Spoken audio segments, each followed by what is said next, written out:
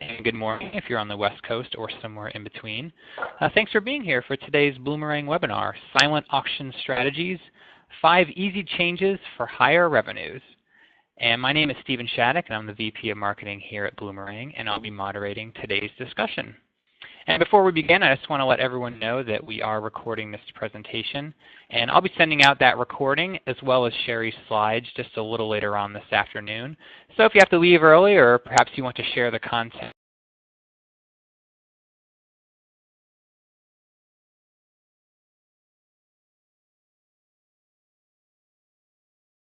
this afternoon. And as you're listening to today, please feel free to send questions our way via the chat box right there on your screen. We'll both see those, and we'll be able to answer just as many questions as we can before the 2 o'clock Eastern hour. So don't be shy at all. We'll get to as many questions as we can. So I'm going to go ahead and introduce Sherry Truhlar. She is from Red Apple Auctions. Hey there, Sherry. How's it going? I'm fine. Thank you for having me. And this is fun for you to be on the video chat. We don't usually do this, but you were a good offer to do it. So good to see you as well as hear you. And I'm just going to brag on Sherry for a little bit before we get started. Sherry works as a charity auction educator and as an on-stage auctioneer. She helps schools and nonprofits across the country plan more profitable benefit auctions. In fact, her galas have raised anywhere between $15 to over $2 million he's sold at events with crowds of over 1,000 people. She's also a prolific writer for her own blog and other fundraising sites, and her advice is tapped by thousands of auction planners seeking to improve their benefit auctions. And she's been covered by Northern Virginia Magazine, Town and Country Magazine, and lots of other places. So Sherry, this is really awesome to have you. I'm not going to take any more time away from you. Why don't you go ahead and get us started? All right. Thank you so much, Stephen. Ladies and gentlemen, welcome. Thank you for coming out today and carving out an hour here to improve your auction. It's one of the areas of an auction gala that needs improvement in most cases. We're going to cover some of that today and give you some real strategies that you can use to get started on improving your return on investment. We'll cover that in a second. But I just wanted to say, welcome to the Silent Auction Strategies. If you've got questions, and Steve already covered this, but I want to reemphasize it. I know that when I take webinars, I like to go ahead and ask the question when I remember it, because otherwise I will forget it. So when you think of that question, if you want to pop it over there on the left-hand side, we'll get through as many as we can, regardless of whether they're related to silent auction strategies or not. Oftentimes we think about an auction being just items that you're selling. But the truth of the matter is that any more auction galas or fashion show auctions or golf tournament auctions, any event that's got an auction component to it, they've got a lot of different components other than just items. You're talking about funded needs and raffles and games. It's unbelievable everything that's being put into them now. So we're going to go ahead and get started here. My understanding is that we've got about an hour to go through the content. Okay, thought maybe Steve was breaking in there for a second. Yes, that is true. Oh, okay. Go ahead. What did you say? Yeah, that's about right. About an hour. That's right. Okay. Oh, okay. Got it. So a little bit of background on myself, and some of you may be joining me from the Red Apple Auctions campus. Other of you might have been over there yet. But I had started my life in the corporate world, and before was working at my own company. My most recent corporate position was working for General Electric, and I was doing their events. I was in the marketing department, eventually got moved into doing their corporate events, holiday parties, trade shows, management meetings, special incentive trips, the whole 9 yards. And I had I had an interest in learning how to do the fast talk that auctioneers are, which is called the chant. I don't know where this came from, but I was interested in that. So I did a Google search one day. Lo and behold, I found out there are such a thing as auctioneer schools. And lo and behold, there is one called the Missouri Auction School that's located in Kansas City. Perfect, I thought. I'm from Kansas originally, but I've got tons of friends who live in Kansas City. I thought I'm going to head back there, go to a week of auctioneering school, learn how to do the chant during the day, and at night I'm going to have drinks with my sorority sisters. I had the whole vacation planned out. Well, they don't hold their training in Kansas City. They hold it in St. Louis. So I spent a very cold March in St. Louis learning about auctions, and we had many speakers come through. livestock and auto auctions and real estate auctions. And we had a gentleman come through and talk about benefit auctions. And as he was talking, I thought, this guy knows a lot about auctions. But you know, he doesn't necessarily know a lot about events. And that was something that I was entrenched in because of my position at GE. So I came back to Virginia, thought I would learn a little bit more, started to volunteer at a ton of different events. Usually you're put into the registration area or the procurement house, one of the two when you're starting to volunteer like that. So I did a lot of that. First thing I noticed is we have a lot of volunteers that are running benefit auctions. Now, you may be a professional on the phone here today, but even if you are responsible for running your auction, I would be astounded if you didn't have a committee that was helping you that were volunteer-based. It sort of depends. Some associations are a little bit more different in that way, but boards of directors usually get involved. They tend to be volunteer-driven. They're passionate, but bless their hearts, they're doing this once a year and they just kind of forget how to do things. And you can't blame them because if you're only doing something once a year, how can you get really good at it? I always think back to being in 4-H when I was growing up, and at that time I was an expert at baking bread because I had to bake bread all the time. I got a champion ribbon in bread making, but I couldn't make bread today if my life depended on it because I'm not making it every day. That's kind of how auctions are. When you're doing them once a year, we tend to forget, well, did this work or did it not work? Did it work because we had more people there, or did it work because we changed the items? Did it work because we had a different venue? It's hard to understand why certain things are happening in your auction. And that's one of the things that I started to pull together for all these volunteers were processes that would work. So it's flash forward 9 years here to kind of make a short story long there, but to flash forward 9 years here, then with all of these processes and different things that I teach, it's been really good. We've gotten a lot of publicity. I've been on a couple of television shows, one with Isaac Mizrahi, got some nice outfits out of that, ladies.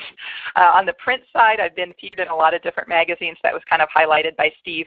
And then I'm doing about 50 auctions right now across the country, from California to Texas, Oklahoma, Wisconsin, Kentucky, New Jersey, New York, Florida, all along the East Coast and so forth.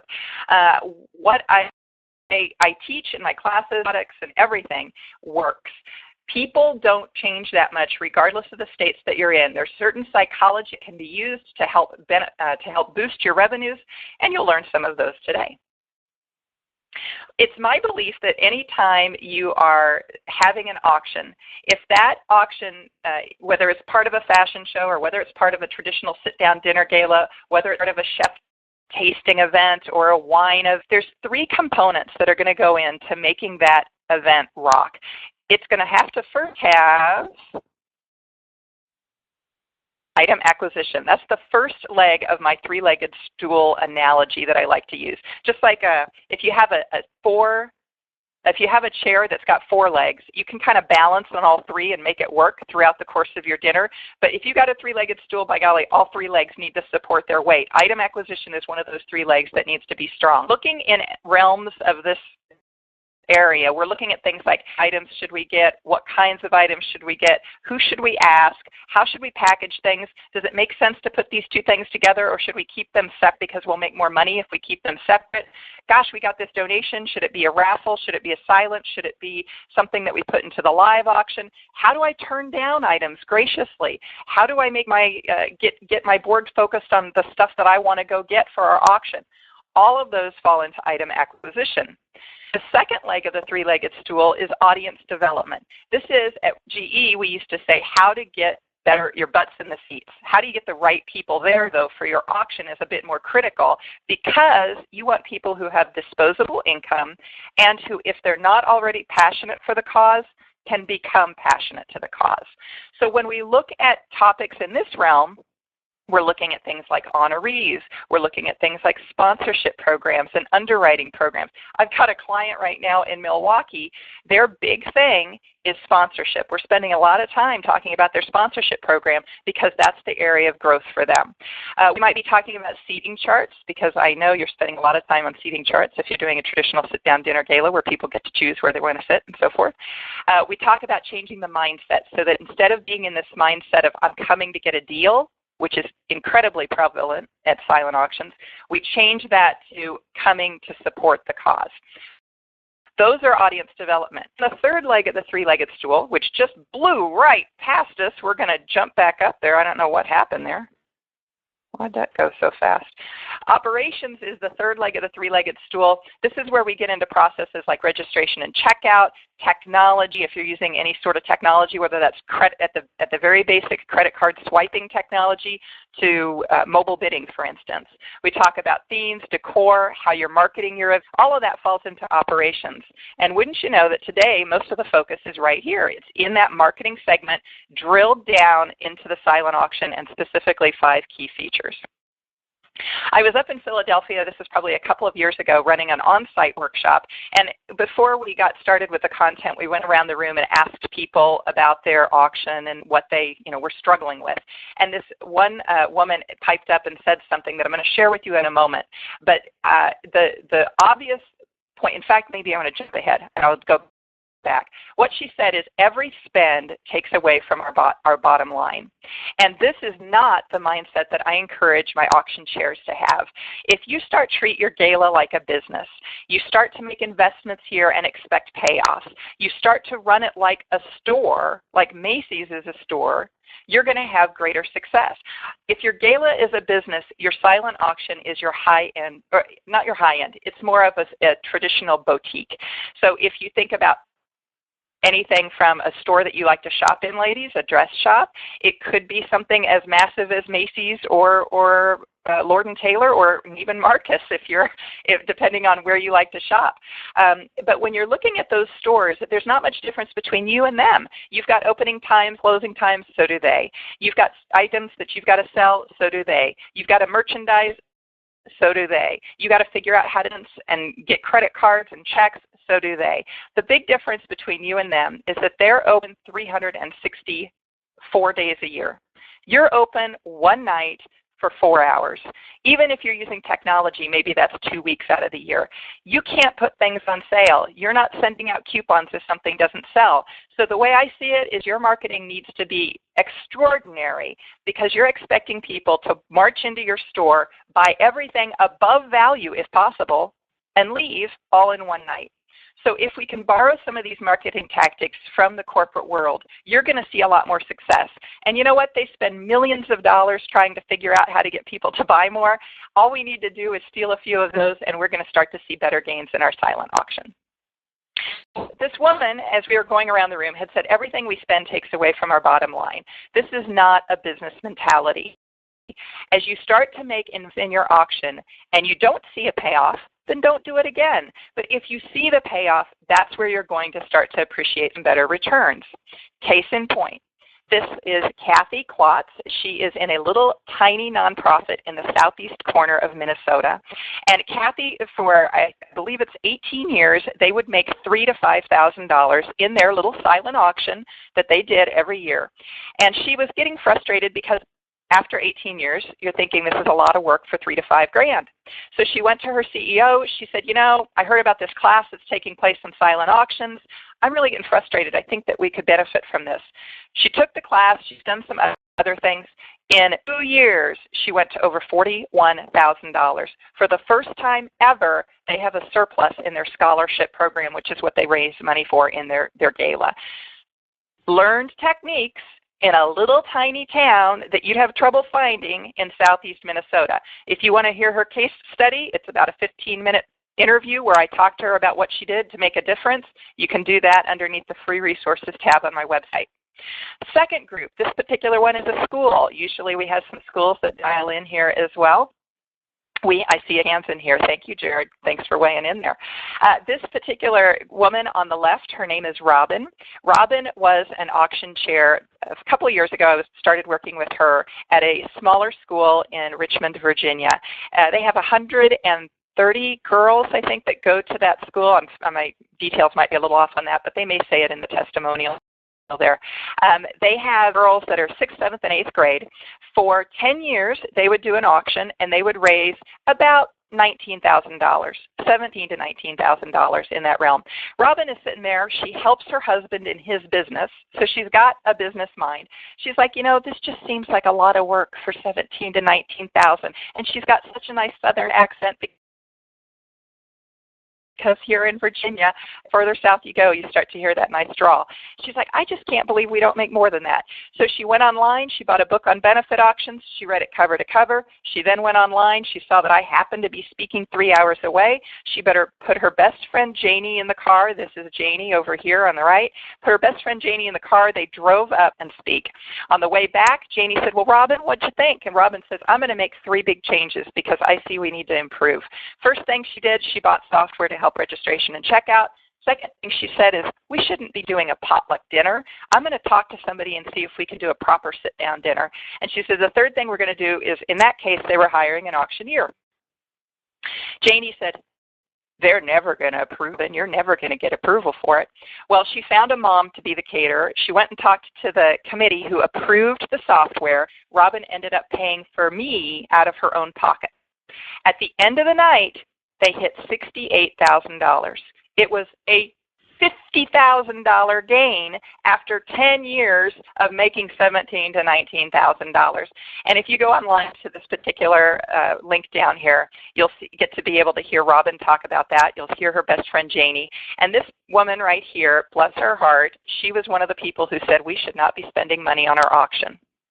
It's a mindset shift. It's perhaps the biggest shift that I'm going to share with you today, is changing your mindset that if you make the smart investments, it will come back to you. So what are the smart investments?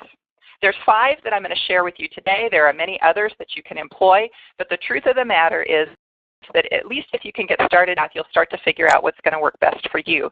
Silent auctions nationally are making 50 to 65% return, meaning that for every dollar donation that's given to you, you're turning it around on the table and making 50 to 65 cents. That's horrible. I think that's a pathetic return. But if you start to employ some of these techniques and others, you can start to get that up. I've got a couple of clients who make 100 plus in their silent auction. That means they get something donated that's worth $40. They're able to turn that around and they make more than $40 in the end result. So if you can start to get better returns on the same donations, my gosh, it's less work for you and you're making more for your nonprofit. So as we look at sound here, we've got, let's think like a business. Do stores use sound? Heck yes, stores use sound. I was just doing this, talking about this concept somewhere else. I'm like, does Kmart use sound? I grew up in the 80s. Kmart was very big on blue light specials. Attention Kmart shoppers. It was a very well-known phrase. Well, let me give you an example that's a bit more current here. At Safeway, which is the big supermarket chain in my area. I live in the Washington, D.C. metro area. Safeway does a special on Thursday nights. They have $5 meatloaf, and on Friday nights, they do $5 rotisserie chicken, which normally at Safeway is like $9. So that's a good deal. So I'm going down through the deli department on a Friday night, and there's a few rotisserie chickens sitting over there, and I see the sign. The Friday special is $5. I'm like, ooh, that's a good deal. So I take one of those, and I put that into my cart, and I continue moving. The deli manager gets on the mic, and he's like, attention Safeway shops. This is Jason in the deli department. We have 5 rotisserie chickens left over here in the deli department. Take home a hot meal today instead of 9. Come on over, only 5 are left. Pushing my cart around the end cap, and I am almost mowed over by a 30-something-year-old guy who heard the announcement, and he's coming over to get one of those 5 rotisserie chickens that's left. That's how sound can sell. So what are you doing in your silent auction to ensure that people know where the deals are, that they know where the specials are? And by specials, I mean whatever's not bid on yet. So this is how you can start to promote that. If we look here in one of the, this is one of the auctions I did. I think this is up in Pennsylvania, actually. It was in Pennsylvania. There are overhead speakers up here that you can see. And I did a close-up of it down here. Those do not work for a silent auction. The fact is that in a hotel, sound systems are meant to be used for when a group is quiet, right? If you think about, I don't have a glass up here, but if you think about during a wedding toast, everybody goes ding, ding, ding, ding, ding, ding, ding, and then they're supposed to kiss the bride, or they're ding, ding, ding, ding, ding, and then they go ahead and announcement about the bride and the groom and wishing them well. Everybody gets quiet. Or if you're having a business meeting there, everybody gets quiet because you're having to listen to the speaker. Auctions aren't like that. Auctions are more like a comedy club where people are heckling. I mean, that's a better feel for what an auction's like. Your volume is considerably different than on something like a hotel sound system. I was able to participate in a seminar where we had a speaker from a top-notch sound company. They make speakers. They produce speakers. He came in and he said, the speakers we produce for hotels are not near the quality of something that we would produce for something that's like for an auction band or something like that. He says the hotels aren't worried about it because they know that if anybody is going to be relying heavily on sound, they'll bring in their own sound system. The stuff that we install into hotels, yeah, you don't want to use that for an auction. This is a guy from the company who produces the speakers. So hotel sound systems aren't going to cut it. What I'm going to encourage you to do instead is use something like this. We call these speakers on sticks, because they're on a stick.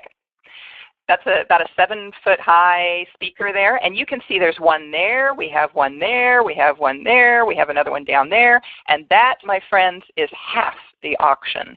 We have a whole line of speakers because we've got a big silent auction that we're promoting. I'm on that microphone and I'm saying, ladies and gentlemen, come on down to Sports Arena. Come to Sports Arena. We've got 3 tickets down here to the baseball game that's a deal at $400 right now. We've got the golf course. You can get access here at a golf course that you'd never be able to get onto. Here is a member at Congressional, my gosh, well, at any rate, you're promoting. It could even be that you're promoting the raffle. If you've got a raffle, if you've got a game, anything that needs to be pushed, that's what you're putting over the sound system.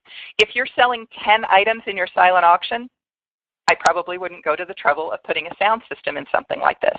If you're all in the same space anyway, heck yeah, you need to be promoting that stuff. It's not going to sell itself. There's a sound system console for the silent auction. This is a parish. If you look back here, whoa, there is a speaker, and over here off the screen is another one that you cannot see. And then if we go to the front of the room, looky there. Aren't those beauties? Right there on a stick, about 7 feet tall, they project. We like to say it's multi-source sound. You've got speakers in each corner of the room projecting inward, not 2 big speakers at the front that are just blasting the heck out of everybody and hoping those that in the back can hear. Meanwhile, the people at the front are now deaf. No, we're doing around the sound, multi-source sound around the room so everybody can hear comfortably, and articulation is not a problem from the auctioneer standpoint. People will not bid unless they can understand what's going on. Here we've got, that's another shot from those speakers. Here is Buell speakers. If you're an event planner who really likes to have attractive speakers and you're like, oh, those black things, they're on those stands, they're so ugly, I don't want them, check around. They've got AV companies. This guy works a lot in the museums here in Washington, D.C. They're gorgeous. You can see why. He's made an investment in some attractive speakers. They use him at the museums. Smart man.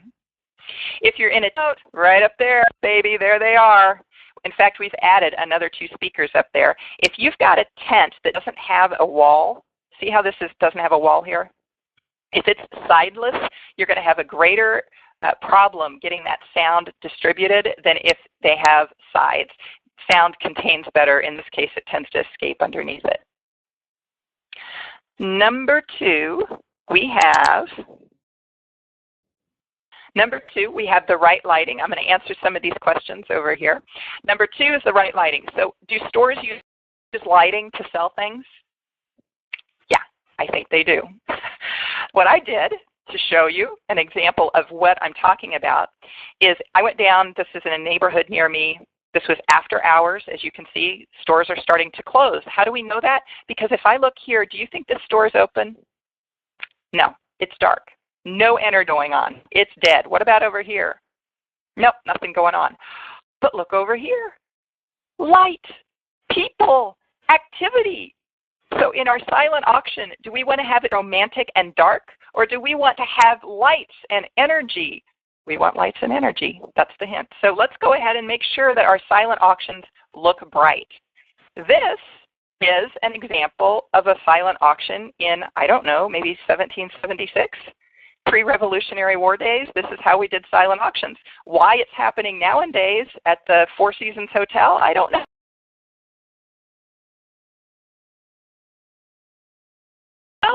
Read those descriptions that you've put on the table. So candlelight doesn't cut it.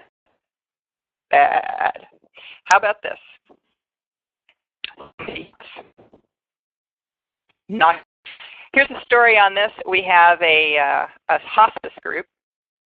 Do you see this back here? This was their most expensive item in the silent auction. It was a fur coat. It was tucked back there in the corner.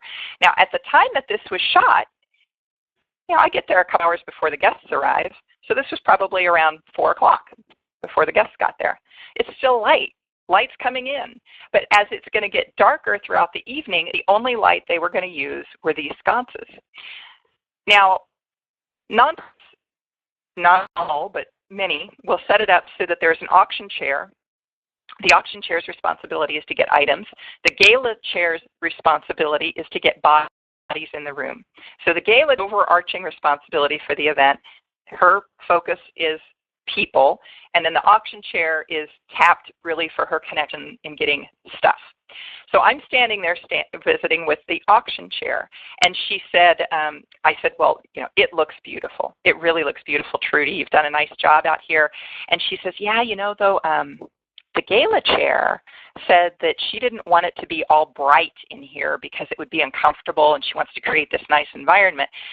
So she said she's only wanting us to use these sconces back here. And she says, I just think it's kind of dark because when that light goes down, when the sun sets, it's going to be hard to see, and I'm not sure people are even going to be able to see that coat back there. She says, what do you think?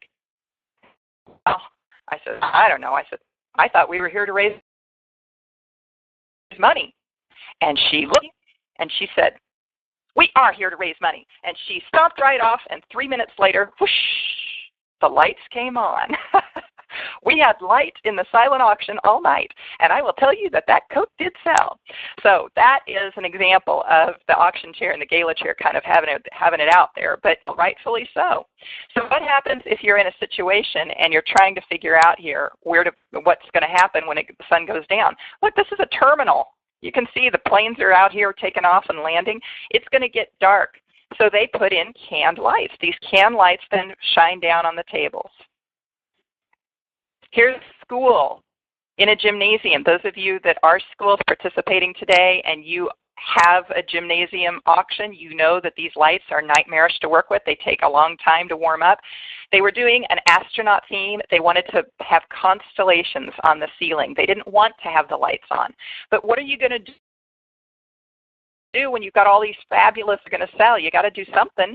So they put in the can lights. There you see one of those right down. They're shining down on all of the displays. They also have these ball caps. They attached to a ball cap so that way someone can read something without having to like hold a flashlight. They bought a bunch of these and clamped them down on their outer space type decor. They also then invested in these, which are little lights. They bought these online somewhere. They share these with another school. So they use them for their gala, and then they box them up and take them over to another school who uses them for their gala. But it's just additional lighting on that silent auction table to highlight and make sure people could see. Good ideas.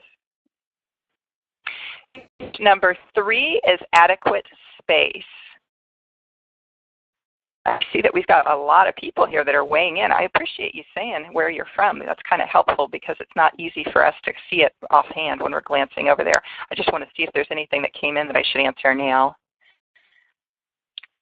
Lots of people. Okay, Gail asked a question. She said, when you say return on a donation, are you talking about the amount the item is worth and the price it's sold, or overall the percentage of what is spent on auction items and what is made? Gail, I'm talking about for individual ROI, and that's a good question we want to clear up. If somebody donates an item to you worth $100 and you take that, now it's a donation to you, but they are telling you that the fair market value is $100. Maybe it's Ruth's Chris Steakhouse. Ruth's Chris Steakhouse has donated. So when you turn around and sell that in your auction, what are you getting for that? Are you getting $50, $75? Are you getting full value? Are you selling it for $100? Maybe you're selling it dollars. That's where I was saying earlier, I've got a couple of clients who do better. They'll get a donation. They turn it into more money than what the guy told them it was worth to begin with. Most groups, though, nationally, in their silent auction are making 50 to 65%. So when they're given a donation that's worth $1,000, they're usually making $500 to $650 on that donation. So if we want to move the needle in your auction, how can we start moving that needle? You could theoretically have the same 100 items in your silent auction and start to make more money on each of those, the number of items in your auction, just by doing a better job of marketing them and selling them for more money. You're making more money. You're raising more money because you're selling them for more. You're selling them for more. So hopefully that cleared it up. If it didn't, go back down there, post it again, and said, no, I'm even more confused. You need to explain this again. Okay? I think everybody else is kind of talking about kind of jumping in and kind of introducing still. Okay, yes. All right, let's carry on. Adequate space is number 3. In our culture, and I've spent some time in Canada, not a lot, but I will assume that it's kind of the same. We oftentimes have Canadians on these calls as well. But certainly in the United States, we have a certain mindset of how we're approaching our buying, how we're marketed to, how businesses show us and present us items. If it's cheap, there's not a lot of effort put into the display. If it's expensive, there is. Case in point, I went down to Target. I took a photograph of underwear. This is 5 pairs of panties for $20. See how they're displayed? We throw them on the rack. It's not a big deal. Get that on there. In contrast, Nordstrom's, for those of you that are not familiar, Nordstrom's is a little bit nicer department store, not the same as Saks Fifth Avenue or Neiman Marcus, but kind of better than Macy's. So at Nordstrom's, the underwear is hanging up, and the price is different. 3 for $45. We start to see this whole metric even in our underwear. So what do we think? What happens to our buyers when they walk into this? When they walk into a silent auction that looks like this, have they been conditioned that this is cheap or that this is expensive? I'm going to argue that's cheap. This is a place to get a deal. We don't need to spend a lot of money here. Look at everything they've got. My gosh, we can just go ahead and get all kinds of stuff for dirt cheap. It's a garage sale. That's the mentality. Look at all that. I'd be willing to bet, too, if we went back and did the numbers, which we didn't, so I don't have it. I'm just hypothesizing here. But I'd be willing to bet that on this first row here, I'd be willing to bet the ROI was higher than on the second row because people just get overwhelmed. So they'll start paying attention to what's close to them and they kind of ignore the rest. Not cool. This is not what we want. Look at this. Seriously, ladies, when's the last time you had 8.5-inch hips? Is that right? 8.5 by 11 sheet of paper. Yeah, look at that. Can you stand there side by side with someone else and look at this and read these carefully? No, this is 5 for $20 underwear right here that we're looking at. Now, in contrast, we start to see some space. It's like we're walking into Tiffany's, and the bracelet that's $40,000 is on a pedestal, and the light is shining down on it. That's what we start to see here. So we have 1, 2, 3 items per 8-foot table. Nice big displays. Beautiful. Check this one out. Looking pretty good, too. I see the table here. It looks like they've got 2 items on that table. Looks like 1, 2, 3, 4. They're averaging about 3 items per 8-foot table as well. Showing some space, allowing people to come up and look at the things, spend some time. This one's nice too, looking good. These are those skinny tables. They look like they're maybe 12-foot tables. Nice. Change number 4 is props. You want guests to be able to experience the item here. You want them to be able to taste it, to touch it, to smell it. The more you can get experiential, the better it's going to sell. Apple strudel. Before you buy, you get to try. They've got samples out there of the apple strudel. I feel like I'm in Costco or Walmart. You know, they're handing out the samples. Here, give it a shot.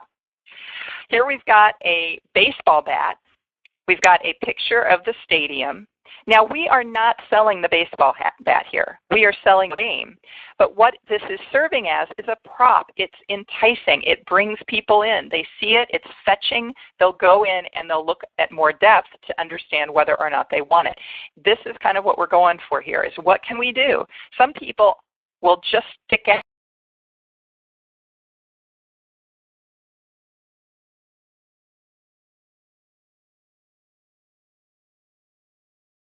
a. Here is a Latin American theme. It looks nice. This is our merchandising. If any of you are in cities where Anthropologie is a store, I love that store. There's not much in there that fits me, but I love going into that store. I like looking at their merchandising. They have excellent window displays. In fact, I'll tell you something. I have a free download on my website called Auction Item Ideas. It's something I produce every year. And one of the ideas in there came from last year's auction. All of the ideas in there came from last year's auctions because it's updated every year. But one of the ideas in there was that we had a woman who worked at Anthropologie, or she knew someone who worked at Anthropologie. And so what we sold in the auction was the chance that you got to go in and do a window display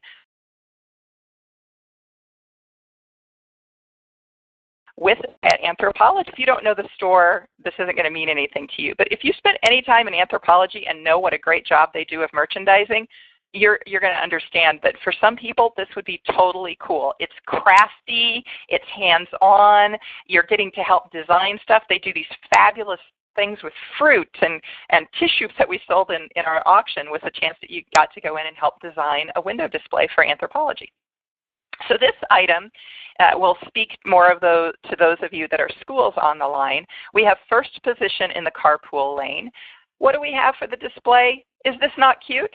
Matchbox cars. Does this get the point across, number 1, 2, and 3? I think it does. I think it does. Please check your internet connection and press OK to load the application. Hey, Steve, this is what happened before we started, too. And when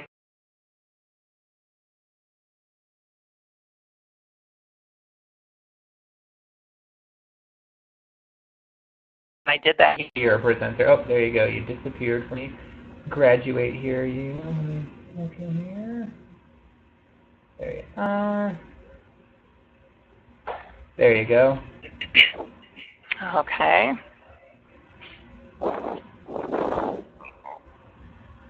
Are you back in now? I am back in, and I'm just popping over to kind of get everything else set up here. Cool.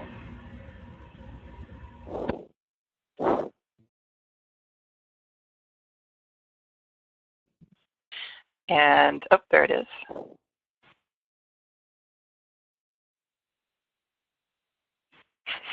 There, I see you. Back. All right, very good. Let me scroll back down to where we were.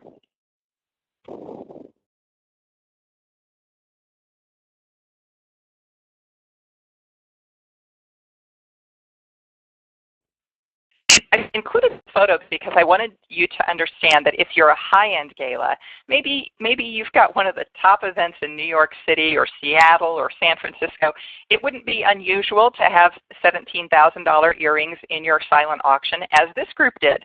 Now, they had a table that had these higher-end pieces. They were right there on the table. They weren't hidden away. They weren't just photos.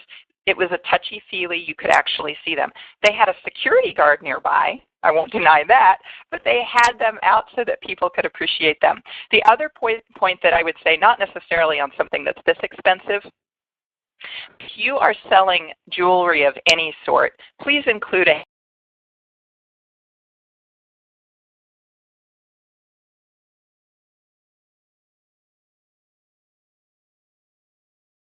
hand that on people, show it how it looked. It makes a big difference because you want, and at a silent auction, like we said, we're on a limited time. We don't have a lot of time for these people to make a decision. So we want to be able to ensure that they've got all the information they need right then in order to make a buy now decision. They can put that on, they can look at it, we can compliment them. That looks fabulous on you. The color just goes with your hair. So here is an auction that I did the first year. I have I have two other slides from year 2 and year 3. The silent auction looks substantially different, but I wanted you to at least see an example of what I don't consider a good representative of a great silent auction. If you were to, well, in fact, I walked in with my team for this particular event. It had about 500 people who were attending. This is at the Ritz-Carlton, so it wasn't a bad zip code by any means. Walked in with my team and they said, Sherry, should we help them set up? And I said, oh, they're set up. This is it. This is decor. It's not for sale. This, however, is for sale. Nothing else had a display. The next year it looked a lot better. We worked with them. We got that taken care of. What about this one? Look, nothing. Nothing. Is this drawing your guests over to check it out? I think not.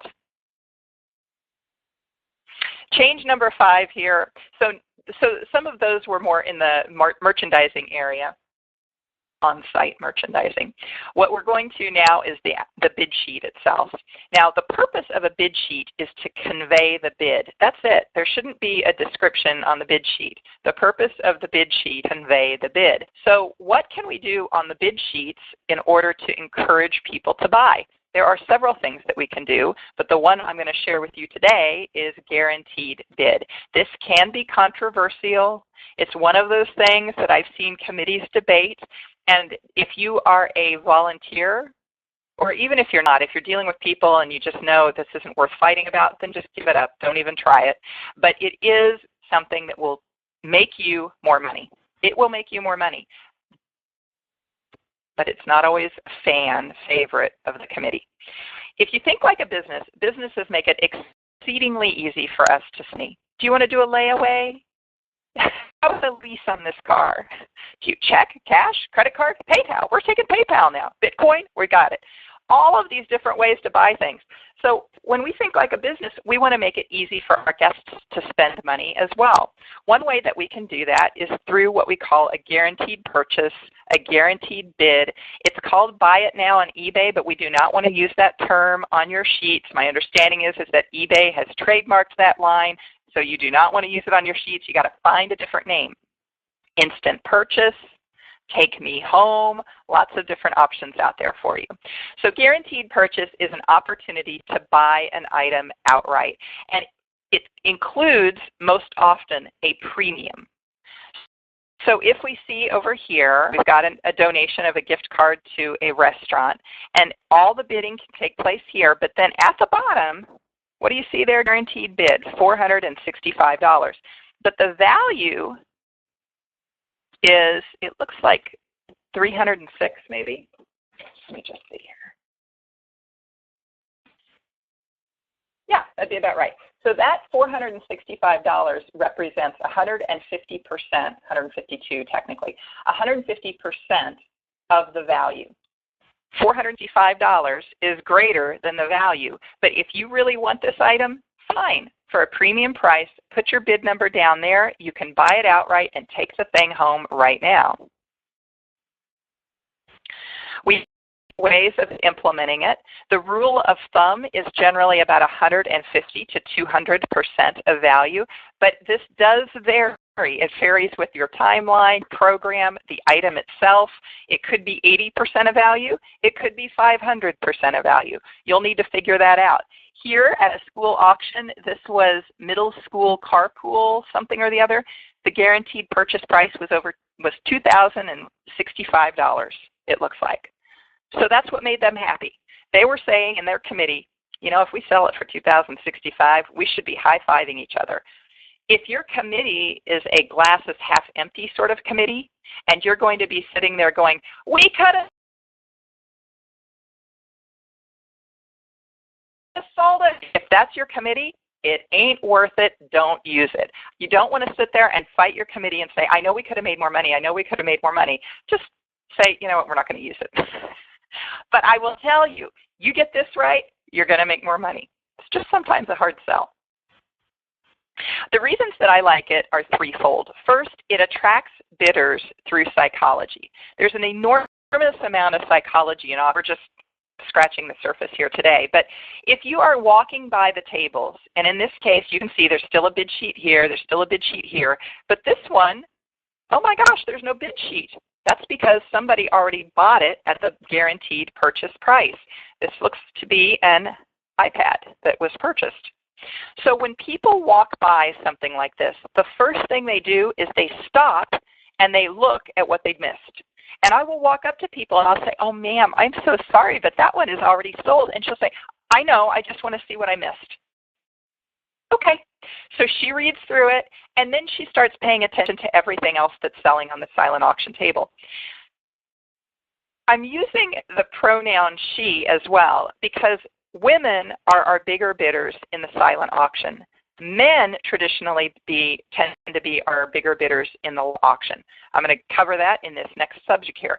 But the sold as by me now, it's a visual way to start refocusing people back on the table so that they can see what.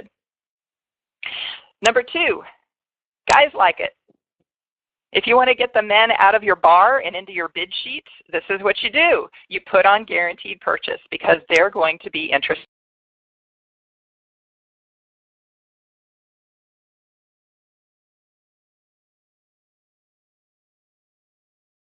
in buying women. I'm just going to go with the stereotype. Generally speaking, a lot of men are not going to be big fans of shopping. If they need a white shirt to wear with their suit, they're going to walk into, pick a store, Macy's, and they're going to buy the white shirt. They're not going to walk in there and go, oh man, they're kind of expensive. I think I got a coupon at home. I'm going to go wait. They're not going to say, oh, they're kind of expensive. You know, maybe in 2 weeks they'll go on sale. I'll just hold off on the white shirts now. That's not generally how a lot of guys think. They go in, they need the white shirt, they buy the white shirt. So if you're asking them in a silent auction to circle around and get a deal, they're not so inclined to do that. Here's an example that was down in Naples, an event I was working, and it centered around this jewelry tree. There was a woman that had a jewelry that she was getting out of at-home based jewelry business. And so she had donated the remaining pieces to the nonprofit. The nonprofit had gone out, I thought they said to Costco or Sam's Club, something like that, and they purchased a jewelry tree to display all of this jewelry, and they were selling it all as one package. The woman walked by. She had bid on this item at least once, maybe even twice, and she kept circling around just looking at it. I said, it's a lot of jewelry, isn't it? It's very nice. And she says, well, you know, it's not even the jewelry. She says, I've been looking for a jewelry tree, and I really like that one. I'm like, oh, well, what do you know? And I'm not going to tell her that they bought it at Costco. So she continues to circle around. This time she brings her husband, and standing there with her husband, and I'm behind the table because I'm talking to people and getting them to buy. And so she's standing back there and she's pointing, and he kind of looked up at the bid sheet, and he's looking down to see what the current bid is and everything, and he sees at the bottom instant purchase. And he kind of puts his finger there and he says, well, if I put my bid number down there, do we just get it? And I said, yes, sir. You'll just take it home for that price right there. No one will bid against you. It's yours. And he looks at her and he goes, well, why wouldn't we do that? Just like it's the most obvious thing in the world, honey. Why wouldn't we just go ahead and buy it for twice the value? So that's what they did. His number down, he got it. Men like it. Bring them back into your silent auction that way. Third, it makes it easier for your checkout team. If you're using volunteers for your checkout, and you may not be, you may have a professional team or you've got something else going on, but if you're using volunteers, sometimes volunteers can get a little rattled when the items start to come from the silent auction and to be moved into the processing. If you can sell a few items before you close one section and have 50 items show up at their desk, this starts to acclimate them. So they can get it. It can be like one of these things that they, it comes to them and they're like, oh, okay, all right, what am I supposed to do? She said to put it over here, and I rip off the top copy, and then I input this over here. It's just a chance for them to get into the groove before you close the silent auction table that has 40 items on it, and suddenly they're deluged with 40 different items. So it's nice for your checkout team in that sense. So what have we covered? We have barely scratched the surface, but we've given you 5 juicy ones. Sound, lighting, spacing, props, and use of guaranteed purchase on the bid sheet. One thing I'm going to point out to you is that if you are doing a silent auction and you're like, Sherry, what I have just is manna from heaven, I'm ready for more. This is a program that I have that's shipping next week. It's called Silent Auction Marketing Savvy. It's a 90-minute program. There's a DVD of a webinar that's very similar to this format. You see me talking to you and so forth. It was a recording that was about a month ago. And the template, the workbook in it has some additional resources. There's a private web page that you go to get downloadable bid sheets that will do increments for you. It also has extra videos in it. It's a big program. But that's available to you right now for $79 at the link that I'm showing on the website.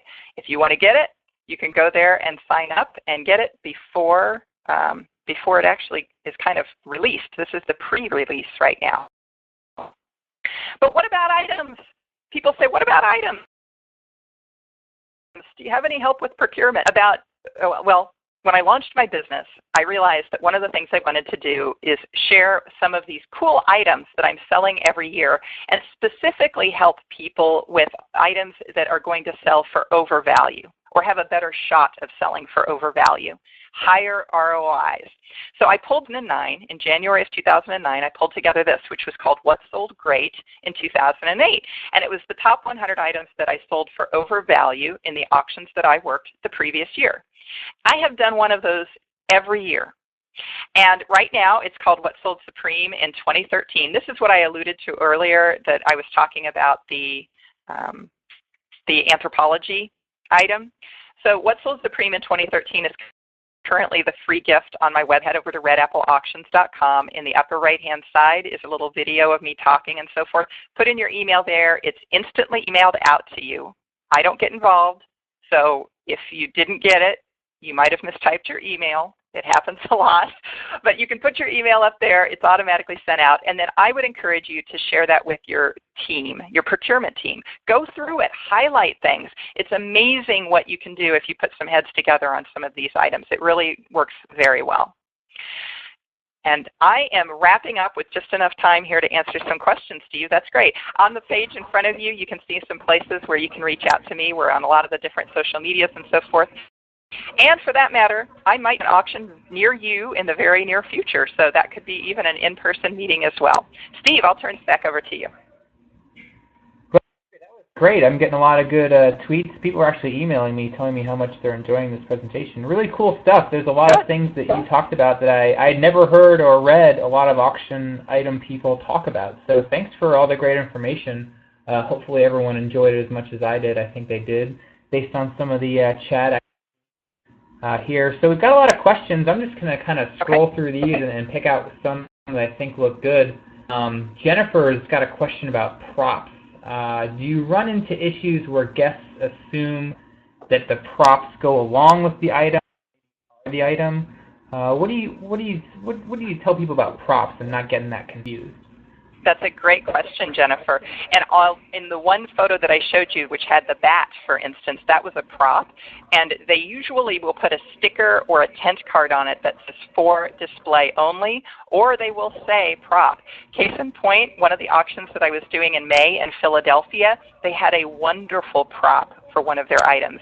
It was a behind-the-scenes tour of a penitentiary, and they had these handcuffs that were out on the table that had the word prop on them. But for some reason, and we can all hypothesize why, people were playing with those all night long. So they'd come by and they'd pick them up, and then I'd walk by the table again, and they'd been flipped over, and then so I'd turn it back over so people could see that it was a prop, and lo and behold, I'd walk by 5 minutes later, they were turned over again, so they were getting a lot of action. What I would say is just make sure that it's clearly labeled. You might want to use a fluorescent sticker to make it more visible, to make sure it pops. But just put for display only or prop for display only to make it clear that what you're putting out there on the table is not part of the purchase. Cool. Great advice.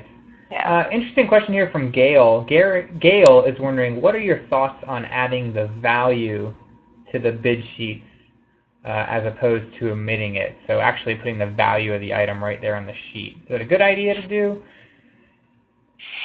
Gail, that is an excellent question, and I will subscribe to what the IRS says. The IRS says you have to.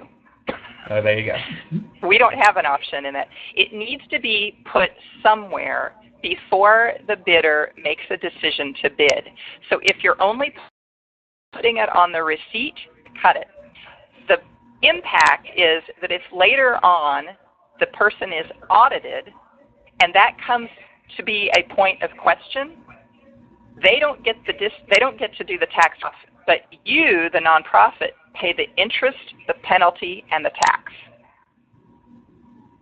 There you go. So, put the value on there. Fair market value, it needs to be somewhere. And it needs to be somewhere before they make a decision, as they say, to raise their hand. So in a silent auction, they would need to understand the fair market value before they make a decision to bid. That's where you would do it. Yeah. That's also one of those points of contention in committees. I'll let you figure that out with your committee, but I've sat in a few of those meetings before where people chatter about that for a while. So we'll see how you do with it. Good luck. Well, here's one from James, and this is a question that I've often wondered myself, having been a part of planning, auctions and events and just attending them in general. So James is saying, if you have a silent auction that starts before the program, do you recommend closing the silent auction once the program starts, or leaving it open until after the program and maybe the sit-down dinner ends? Do you think that would generate some more activity if you left it open a little bit longer than whenever the program actually starts? Right, it's a common question, isn't it? And there's some thinking there that, well, gosh, if I leave it open longer, will I make more money? There's that concern too. The good news is this: studies have been done that if you close it before, during, or after, people bid at generally 2 times. They bid right when they get there, when you open the auction, if you want to look at it that way, and then they bid right before you close it. So if you choose to close it at 7, they're going to start getting serious about bidding at 6:45. They're going to go back and check everything because at 7 is the deadline. If you say it's midnight, then at 11:45 you can expect guests to get serious about closing. I'm a big believer that we need to control our crowd. We don't want our crowd to control us. And we control our crowd through a number of ways, the timeline being one of them. So if we have a schedule and we're going to close that, we want to close it on time and drive people to the next element. If the silent auction is your appetizing section to the entree, which is the live auction or the program, I believe, as he was just, he has a program, maybe he's got a live auction in that or not, I'm going to encourage you to close it before the live. There are exceptions where you might not. Luncheon auctions oftentimes will extend it a bit because they're on a very short time frame and they need to have a little bit more time. You want to try to have about 90 minutes for that silent auction. If something is askew and not allowing you that, you want to try to build that buffer in. So I would close the silent auction, direct people into the ballroom. That's done. You can let your volunteers start to process all of that to get it taken care of. And meanwhile, you're moving on to tray, both in the food service and in live auction. That's where your big ticket items are and the more excitement usually is. Yeah, because you don't want to cannibalize your live auction. That's a really good point. Yeah, and it doesn't, I wouldn't say it even cannibalizes it, but it's not making you any more money. I mean, the research has shown you're going to control them. So if you close it later, okay, they're going to wait later to bid. So why not give your volunteers help them out by closing it earlier and allowing them the extra time to process it and so forth. Yeah. Cool. So. Well, we're about out of time, and I know we didn't get to all the questions, and there's a few here still in the chat. And Sherry, is it fair to say that people can reach out to you maybe on Twitter or social media or email to get some more questions answered? I see one here I do want to answer, though, as I'm just kind of, and I apologize, I'm not going through all of this. I'm just kind of glancing through, but I saw something that just jumped out here, though. The question was, is it possible to have too many items in your silent auction, is asking that. And there is a formula that you can use. The idea is that auctions are based upon the principle of scarcity. So if you think back to your American economics government courses back in high school, you learned about supply and demand. If you've got great demand and limited supply, prices rise. You got tons of supply, nobody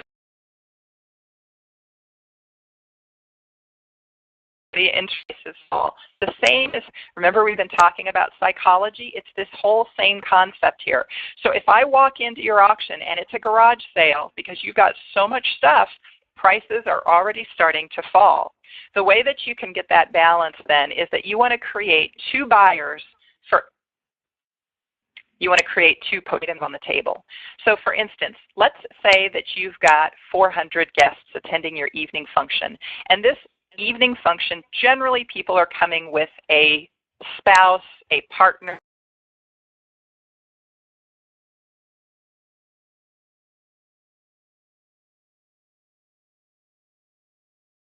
divided by 2, we'll get down to our bidding units. 400 divided by 2, 200 units. 200 wallets are in the room.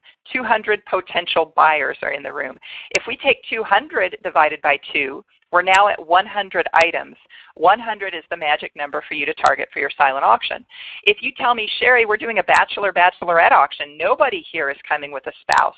Or you say we're doing a golf tournament auction, nobody's coming with a spouse. All the guys play all day or all the women play all day, but their spouses don't join them at the end of the day. Should we really have to do that? No, in your case, you don't divide by that extra 2. What you do is you have 100 golfers, you divide by 2 once, 50 items. That's your target for the silent auction set down. And if the number of items in your auction, well, you can get more people to attend your event. I've just found it's a lot harder to improve the attendance than it is to control the items. So keep that element of scarcity in play. That's going to help you a great deal as you start to plan for your functions. Cool. Great advice, Sherry. Thank you so much for teasing with us for about an hour or so. It's a lot of fun. Yeah, my pleasure. Julie, hey there. Julie's on the line here. She's one of my former auction chairs, and she has a fabulous chocolate shop out in Vienna. Anyway, we'll go back now. I just want to say hello, everybody, and if you're just joining me from the Red Apple Auction site, it's great to see you all as well. I am over at any of these different sites. You can join me at any of these areas. I'm happy to reach out and connect with you there. And we've got a lot going on over at Red Apple Auctions as well, lots of different webinars and things like that that'll help you out as well, not just on silent, but on other elements. Thank you, Steve. Yeah, this is fun. Please do check out all of Sherry's links there. Follow her on Twitter. Check out her blog. Good person to follow for sure as we're heading into event season here in the last stretch of the year. So I just want to say a final thanks to everyone for hanging out with us, spending an hour out of your busy day with us. Just so everyone knows, we do these webinars once a week here at Bloomerang. So check out our webinar page. Just go to bloomerang.co. You'll see a resources tab there. We got some cool webinars coming up in September. They're all totally free, totally educational. So check those out. You may find a topic that interests you. This is a lot of fun. So just so everyone knows, I will be sending out the recording and the slides a little later on this afternoon. So look for an email from me. So we'll leave it at that. Sherry, thank you so much. Thank you. Thanks, everybody. And we will talk to you all next week, hopefully. So have a great weekend.